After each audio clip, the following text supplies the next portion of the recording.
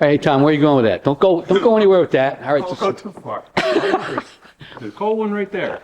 All right, so this is Tom, and Tom is going to be our expert for helping us through this project. And Tom, you want to tell us a little bit about what this project is? Okay. What we have is we have an electric fireplace that we're installing in our family room. And normally you could just kind of cut into the wall and put it there. Let's walk over here and show everybody what we're talking But we about. can't in this case because we have a neighbor over on the other side of this wall. So Okay. we can't go inward, we gotta come outward. So this is an insert fireplace that should go into the wall. This is an insert fireplace, can go in the wall, or you can build a section to insert it into, a little enclosure, if you will, and that's what's gonna happen here. You're going to build an enclosure Enclosure. to insert this thing, and it'll stick proud of the wall. It'll stick out maybe about 8 inches or so, Oh, okay, okay. and go over about 72 inches. And the reason we want to kind of keep it a little bit flush is because the distance from here to the couch and the couch to the wall is finite. And we're going to put a television above this, and you don't want the television to be, 4 or okay. 5 feet from you. So Okay. try to keep it as compact in terms of depth as possible. Where's your fireplace? You have that? Do you have the I insert? have my here? fireplace.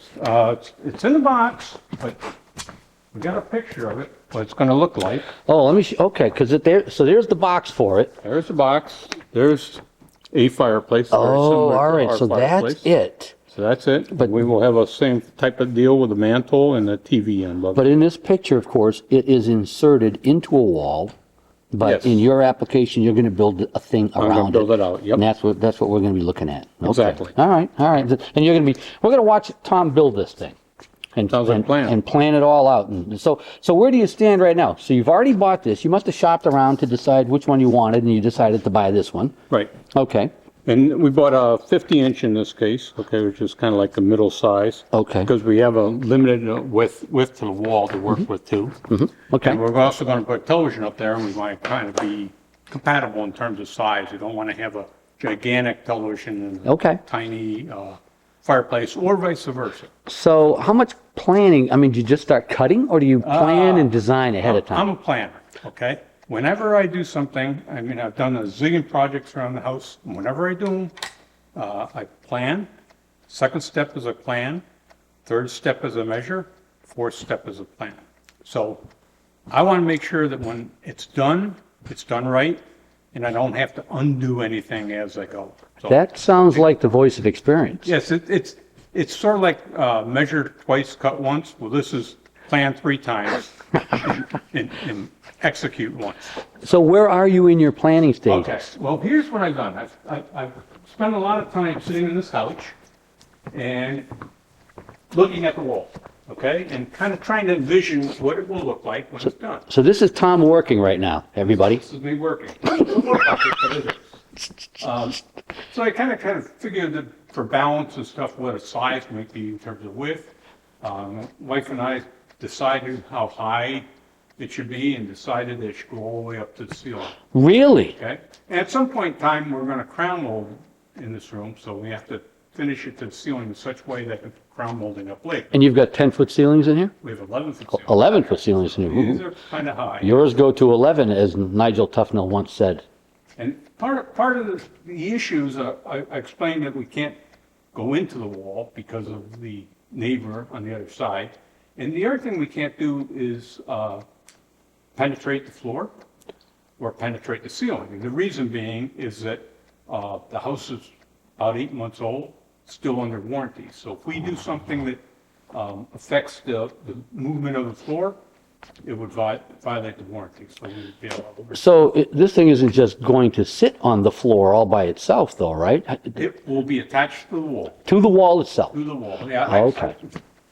Part of, when I was sitting here, I figured out a method of attaching it to the wall. So it'll sit on the floor, but the floor will not be attached to it or Right.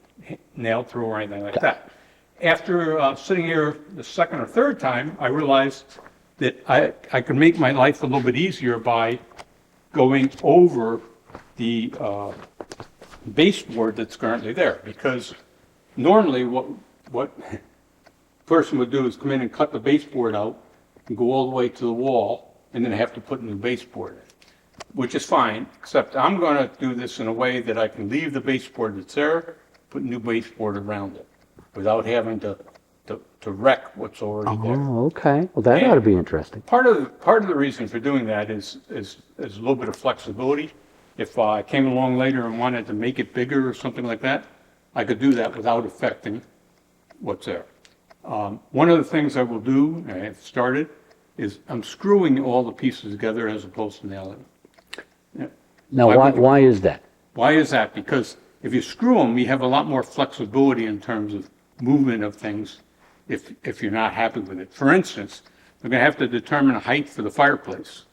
If I put the fireplace at that height and they say, well, it should be 2 or 3 inches higher. If you can unscrew it, you can raise it up. Very simple. More easily than something nailed It's a together. more flexible solution than nailing it. When you nail it, it's nailed. When you screw it, you can unscrew it. Is there which one is a stronger attachment? Are nailed boards as strong or as screwed together? Kind of depends on which way the nail or the screw is going. If you're going into the butt end of a piece of wood, then a screw is much stronger because the nail has nothing that it can grab on. Ah. It's along with the grain. Gotcha. So it easily pulls out. As a matter of fact, I saw one friend's basement where he had a dropped ceiling. It was dropped about 1 foot, and it was actually sagged about 3 inches because the nails pull out of the butt end of wood, and they hadn't done anything to shore it. Now I know what you mean, but at some point in time in this project, we're going to be seeing pieces of wood that you're working with, and let's see if we can remember to go back and amplify this point. Here's the butt end. Here's where you'd prefer to screw instead of nailing it and the like. When you're I get it. nailing into the side or anything but the end of the board, a screw is definitely the way to Okay. go. Okay. Cool. They're just stronger. They're a stronger way to hold it. They're more flexible, cost more, takes more time. There's trade-offs. Trade-offs. Yes. Not a lot more, though. When you say they cost more, you're not talking hundreds of dollars more. You're just talking. No, I mean, you can get a box of nails for a nail gun. Yeah. For $80 that will last you years. $80 worth of screws doesn't go nearly as far. I'll probably spend somewhere in the neighborhood of maybe $35 on. Oh, okay. And that was really my point. We're not talking about $1,000 difference there, but we are talking about a time difference. It's going to take you more time. Difference. Although in some cases, if you ever had a screw or a nail that you nailed in with a nail gun and it doesn't go in quite straight, twist because of the grain or something. Now, a lot of the people watching this video, if we hit our target audience, are sitting there going, nail gun? What's a nail gun? What's a nail gun?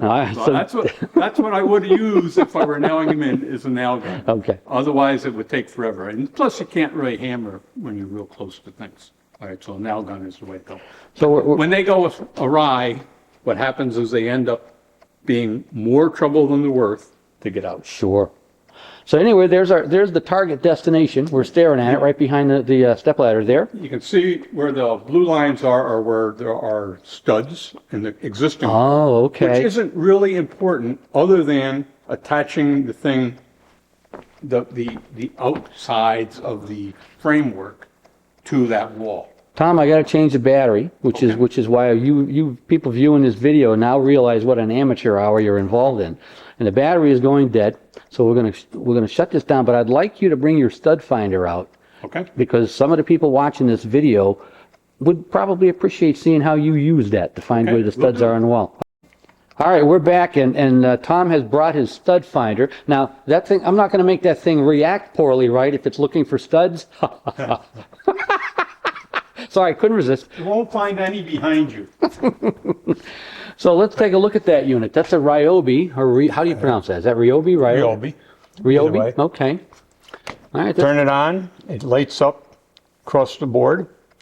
Okay. You move it slowly while still leaving it on. Eventually, you'll see that it lines up when all the lights are on. Okay. Okay? That's the center of the stud. That is the dead center Dead of the center stud. of the stud. Neat. So that's using some kind of radar thing or something like Yes. that to penetrate Bouncing the off. wall And board. This happens to be looking for a wood stud. You Okay. can also look for metal studs. You can Okay. look for what they call deep studs, which are maybe a half an inch or so back in. Okay, so whatever you need, this should be able to find. Really? Yep. Is that an expensive unit?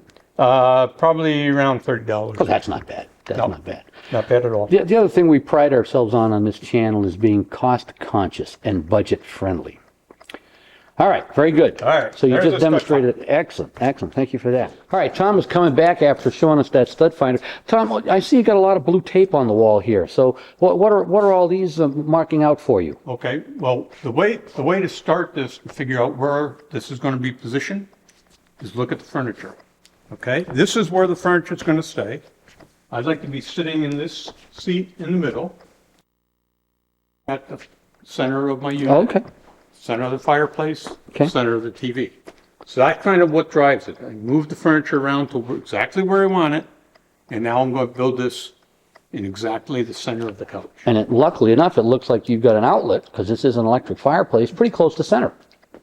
It should be really close to center. We had the electrician put that in when the house was built. So we do have to move it up, but at least it's in the right, left to right. So is the blue tape laying out for you the final position or something? Or It is and it isn't. What I was doing was finding all the studs. Oh, okay, the little ones showing you the center of every stud.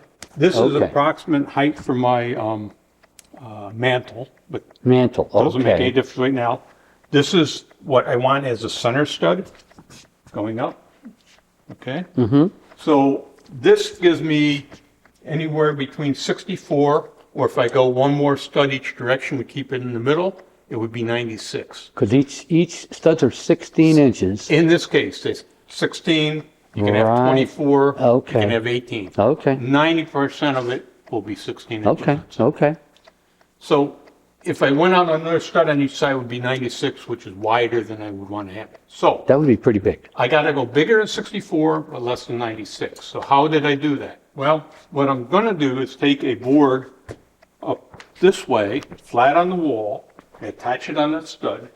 And it's going to be a board that extends out, and then my new stud will be on it.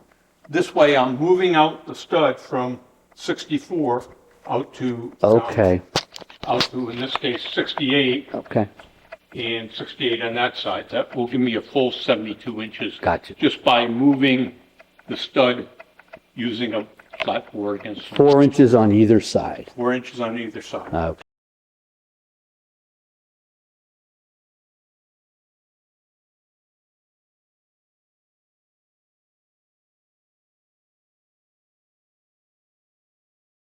Okay, so I've started and I've constructed that, either side, and you have to be careful because they are different. Either side of it, the outside of the enclosure. Uh-huh. And then everything, once those two pieces go up, everything else gets built in place. Now, did you sketch this out or draw this out in any I fashion? thought it out. You thought it out. Now, I always mark things on paper, but, and do my calculations Okay. over and over again, Uh-huh. make sure that I get them right. So at this point in time, I know exactly what I want to do. Okay. I know where I want to put it. I know how I'm going to accomplish it. And you know how it's going to look when it's done. I see it. And it's going to go floor to ceiling, Floor to ceiling, 11 feet. 11 feet. Yep. Okay, all right. All right, so we can go out in the garage and take a look at what I built. They're ready to be put up. Let's do that. We'll be right back. All right, we're out in the garage, which is where Tom does a lot of the work, because you don't want to get the sawdust and everything like that in the house. Oh, look at that. For you folks for whom this is brand new, look at this contraption. Before you get going too crazy with that, Tom, tell us a little bit about what we're working with here for equipment. Okay. What is this thing? The Oh, sawhorse stand- thing. It's a stand for a saw. It's a DeWalt saw. It's a, people call it cross-cut saw. I got chop saw. There's lots of different Okay, ways chop, to yeah. saw. It's just basically a saw that cuts across wood. Okay, it does not cut the length of the wood, it only cut across the wood. So the saw is, I mean, you're going to move that handle down, right, when you cut that wood? Right, the saw blade's right here. Okay. So if it's all powered on, you move it down and do it. Okay. You can't do it with this because it's already built. It's too big for work. Okay. for the saw. But this looks like a handy thing. Now, for people that want to start doing project work like this, they should probably have a gadget like this, right? Well, it depends on your project. Okay, in this case, there's a lot of cutting, cross-cutting, where you're cutting across the board, not the length of the board. Okay. And when you're doing that, you need this power saw that it's kind of efficient to use. I have a hand power saw, but then you're trying to make sure it's straight yourself. This guarantees it's straight. Let me emphasize that point for you do-it-yourselfers out there that are listening to Tom and thinking, yeah, this is a great idea. It's a good idea to own some equipment like this. You need Like- some basic equipment. You don't want to be doing this with a standard old hand saw where you're cranking that by You don't hand. even want to be doing it with a power saw that is just a handheld power saw. Okay. It's very difficult to get them cut straight. Okay. It's very difficult to keep them from maybe pinching and backing up on you. So- So do it with the right tools. Even if you want to rent them, you can rent them at Home Depot or Lowe's or someplace like that and use the right tools for the job. So for you wives who may be watching this video right now and you're looking at your husbands who are salivating over the prospect of buying tools, let me just say that the money spent on the equipment we're looking at here right now, A couple $100, if you, $200, Tom says, for that maybe lower $100 support. for that one. How much? 200 for that one too. 200 for that? The one? Under 500 for both. Okay. If you're thinking of hiring somebody, somebody like a Tom or a professional to come in and do this job for you, you can do that. And you'll be satisfied with the work, especially if Tom were to do it. But it's going to cost you way more than these power tools that Tom is not just merely recommending, he's insisting if you want to do a good job, you need stuff like this. And $500 or $600 investment for this kind of equipment compared to the thousands you could spend on having somebody do this for you is a very, very good investment. You'll use it on your next projects. I've owned these probably 15 to 20 years. And DeWalt's a really good brand. And they work, and you buy them once, you use them forever. Yeah, be careful with them. They can cut your fingers off as fast as they can cut wood, Absolutely. if not faster.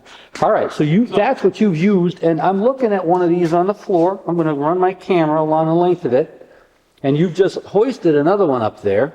So what kind of wood are we talking about? Is this just... This is a 2x6, right? Nominally, it's 1.5 by 5.5. The way wood is measured, it's no longer Yeah, right. full measurement. Right. And there's a 2x6 here, which will be my new stud once they're all put in, that I will be actually attaching everything to and putting the fireplace in. So which of these pieces goes up against the wall? This piece goes up against Okay, the bigger piece. that piece on the bottom here goes up against the wall. Yes, in this case, this happens to be the top. And the reason you can tell is because the 2x8 doesn't go as far down. So this will sit on the floor. Oh, over your This mold. will go down the wall and stop at the baseboard. At the baseboard, so that's your clearance for the That's my baseboard. clearance, right. So now I don't have to touch my baseboard. Okay. Exactly as it is. Oh, I know what I remembered just now. So earlier in the video, we were talking about where not to put a nail. And this is what you were talking about, right? You don't want a nail into that surface. Well, you can nail into it, but it's just not going to hold nearly as well. Now that way. So You can do it. you can do it, but Tom doesn't advise it because, and you can see why. I mean, the end of the wood is not where, I mean, the nail will just push it The apart. grain all comes this way, so Right. you're going into the grain and just spread Right. the grain a little bit. Yep. But the nail can work its way out. And meanwhile, the screws are under here. Yes, let me flip this over.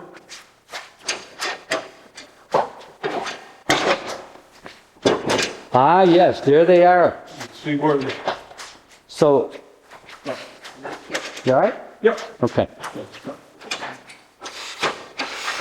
There, you see what he just did there? He just extended that with ease to hold up this length of board. That's why you need this thing. Stands on both sides. It, Wow. I do 99% of my work by myself. So I need all the tools that can give me extra hands.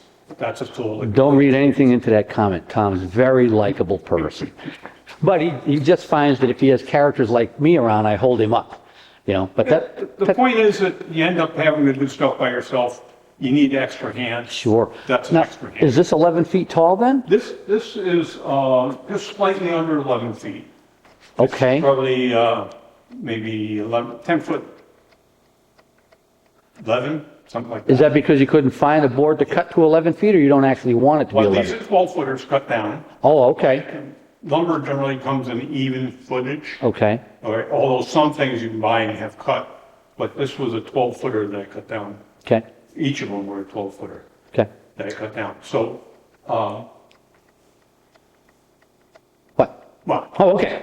So what kind of wood is this, by the way? Is this pine? it's fine. Just It's all regular? pine. But is it a grade of pine? It's grade 2. Grade? They have select grade, which is obviously more expensive and more true. If you were building a cabinet or something was going to show, you would want to use a higher grade. If the wood were actually going to show as part of the surface finish, you'd want the higher grade. But you want a higher grade. Okay, but so then the grade has more to do with the finish as opposed to the strength, or? It has to do with a lot of things. The wood, when it's cut from a tree, is very wet. One of the things they do is they kiln dry it. Kiln drying it dries out, takes the moisture out of it. Okay. Once the moisture's out of it, it's ready to be used. It's less likely to twist or warp or Okay. anything like that. If you have water in it and you use it, wet wood, put it up, it'll go all over the place on you. It'll just twist and. Sure. And, Okay. and that's when the nail issue becomes even more obvious, because if you're nailing here, it loses the water, it shrinks the nail from. So is that related to grade as well? I mean, if I go shopping, or if our viewers Yes. go shopping for this wood for a project, they need to ask for something that, Well, you can buy less expensive wood, you always get what you pay for. You can buy more expensive wood, you get what you pay for. If you don't need to pay it, don't pay it. But don't go with a low grade of wood.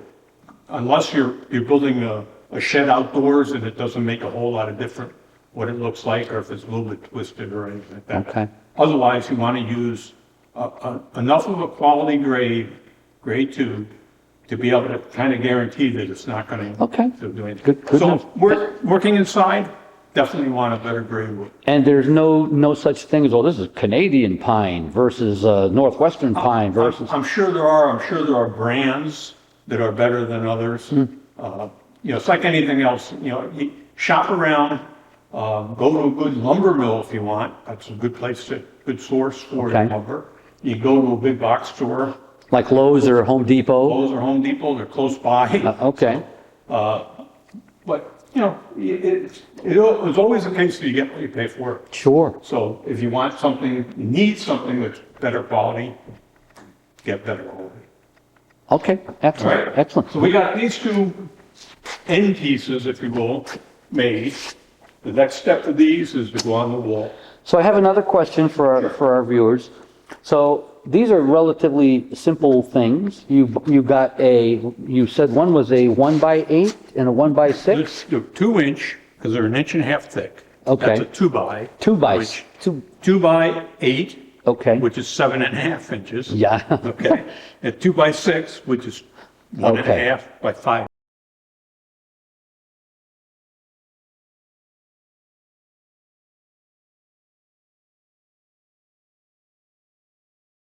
Now, when you lined these up, did you pre-drilled some holes before you put these screws in, or do you have special screws that just chew their way? Yes right? and no. The wood is not 100% true in all cases. So what I did was I used the edge of the wood here to line this up. So what I did was I started at one end, this end, and just put one screw in. Now that one I did do a pilot screw, a pilot hole, Pilot hole. so that I would make sure that I got it in the same spot. As I worked my way down, making sure that the wood was parallel, Uh-huh. then I would put screw in. I may or may not use a pilot hole. Pilot? The screws will go in by themselves. So let me back this truck up here, because I think I just heard a very good nugget that comes from the wisdom of time and experience. So what you heard Tom say was, he's got these two very long boards, and you can see them here in the image. I mean, basically approximately 11 feet long. And if you don't take a little care in positioning them when you screw them together, these edges won't line up right. This board has a true edge. So Okay. this board was a little bit bent. Okay. So what I was doing was truing up to the true edge. So what as you it did, went along. what you said you did was you came down here and you put in your first screw. My first screw, I did a pilot hole to make sure I got it exactly where I want. Okay. Okay? Up, so for some reason it doesn't want to focus. There you are. There's And a screw that was used. You see how far in it goes.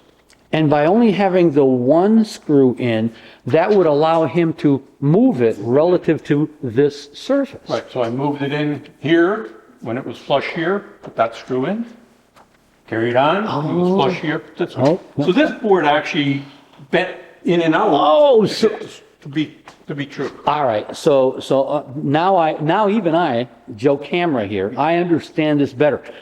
So let's look at it again. The edge my finger is on along that board, Tom says that's a true edge. I picked the board up, looked at it, it was straight as an arrow. Okay. That was the whole intent. So then what he wants is he wants the surface of this board to follow that true edge.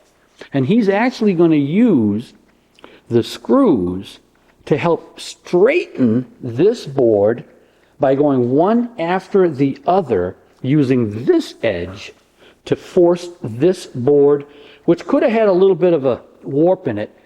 He's using this one to straighten out this one. Starts with one screw here and then works his way down, adjusting this board in and out to that edge before he puts the screw in. And those screws didn't have pilot holes? No. You just... There's a screw that I use. It's got a very sharp point. Okay, Okay, it's long enough to go well into the board Right. it's attaching to. right. The only thing is that if you start them without a pilot hole, they don't want to stay up straight. So you got to be a little careful and get some experience. I mean, I use a drill on the top with the proper bit, hold it like that till it starts into the wood. Once it's in straight far enough, I can let go and And it'll just follow use the- itself in. Right. You don't want your hand on those threads when you're putting the screw in. Okay. It's very painful.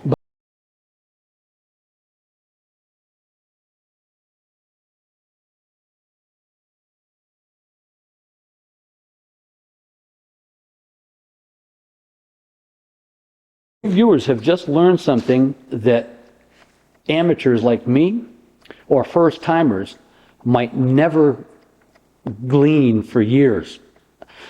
He has this surface of this board following the edge of this board by using his one, then another, then another. I would have thought, and I guess I'm wrong, I might have put a screw in here, then gone all the way to the other end, put another screw down that end, and then just gone zip with the rest of them, but then that might not have allowed me the same freedom to straighten this board. The thing to do is when you're picking up a piece of lumber to use, is just to eye it, okay? This is nice and straight, all right? When I put this one up against it, it bowled out maybe a half an inch in this end, okay? Which is fine. Okay. Using it as a stud, a half an inch is not going to make a difference, but you don't really want it to be a half an inch off Sure. here and a half an inch off there and, 3/4 elsewhere. So You people watching, I got to tell you, I don't do this work. Tom's been doing it for years, and you should have seen some of the beautiful homes that he rehabbed the interiors of, and cabinets that he's built and floors that he's put in. And I often wondered, when you're dealing with wood, which is a soft material that's not necessarily precision, this doesn't come out of a tool and die shop like. it's not perfect. And these are some of the techniques that experienced people know that make their projects come out looking like professionals did them instead of looking like I did them. Looking better than professionals in some cases. And to Tom's point, yes, a lot of people have been disappointed by the jobs their professionals did, and probably because they took shortcuts and didn't do Might them. not take the time to screw it, they might nail it. There you go. Might not get it quite as straight as, it'll be good enough for the job, but won't be good enough for me. Excellent. That was wonderful. That was an excellent piece of insight. So, all right, you put the two of these things together already, and those will be, Put those together. these are the outside extensions we talked about in there These that, are the extensions. that take Now you, I can move them however far I want. Up to Okay. that far from, now I'll probably do about 4 inches. Okay. Pretty much towards the center of the wall. Because that'll get me out to just about 72 inches, which is a good number in my case. excellent. So these are ready for install. So now you cut these to length right here using this equipment, right? Cut them using that saw on that table. Again, no help. And enough extension to be able to hold the board up, Yeah? to be able to cut it. Now, what am I looking at on the floor over there? Is that all part of this project? That's all part of the project. Once these two are up, that will be the interior, all the framing Okay. to make the set of studs, top and bottom, an opening for the fireplace Oh, okay. to the correct dimension, and also some studs to be able to. Now, that wood doesn't look like this wood. Is that pine? It's the same wood.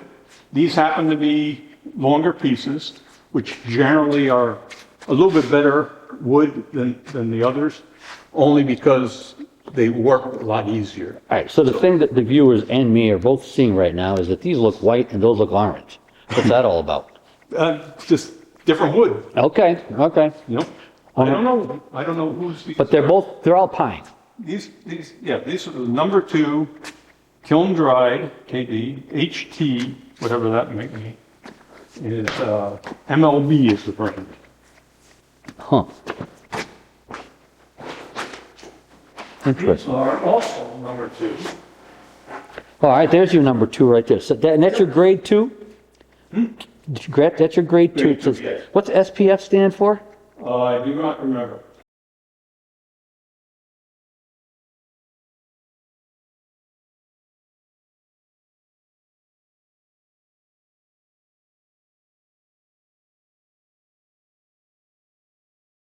Okay, and then kiln dried, quarter-inch EE, whatever that means, 700 NL, whatever.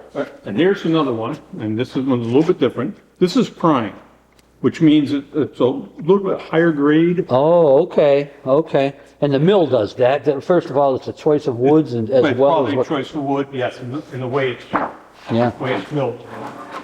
This one, take a look at, that's really straight also. Okay? Yeah? Because if it's not, it gets to be more of a problem. You're not going to put a piece of wood on it to straighten it out. So, Gotcha. Oh, okay. Ah, that wood has to be a little better grade because you're not going to do this process to help them straighten each other out. correct. They have to be straight on their own. Okay. And I need 12. I bought 14. So I got 2 extras. 2 purposes. One is in case you make a mistake, you got an extra one. And the second is you can take the best 12 out of 14. Always key is to pick the best. All right, so here I got to put you on the spot because earlier I asked you if you'd laid out a drawing for yourself and you said, no, I got it up here. So everybody's wondering now, how did you know to go out and you needed 12, but you bought 2 extra? How about 10? How about Well, 15? I have a diagram. If you saw it, you'd say, what's that scratch work? No, I'd like to see it. All Well, we can show you that when we're back in the house. right, cool.